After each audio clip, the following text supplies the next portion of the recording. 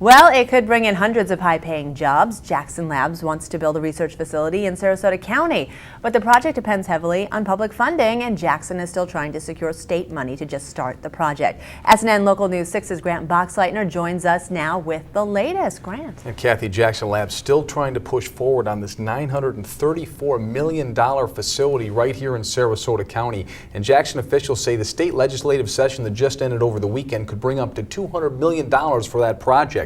Now, some would come from an economic development fund. State Senator Mike Bennett says Jackson certainly is worth pursuing, but the Bal Harbour Maine-based research lab is still seeking $100 million from Sarasota County taxpayers, another $128 million in charitable contributions, and this initial state funding would still have to be approved by Governor Rick Scott. Now, County Administrator Jim Lay says if the state funding winds up being less, the county's contribution would be less as well. Now, State Senator Nancy Dieter, she's not as optimistic. She's putting Jackson's chances at securing this state funding at zero. So the next step is going to be seeing how this economic development fund gets divvied out. Jackson will be vying for it, but so will other businesses. So over the next few weeks, Tallahassee will sort all that out, and the governor will make some decisions on that, and we'll see where this is going, but Jackson is hopeful. I know, and I think as the community looks at it, I think they're thinking about jobs. How many, in fact, do we think this is going to produce? Well, Jackson is now saying that 432 jobs will be created once it opens, if it can get all this funding in place.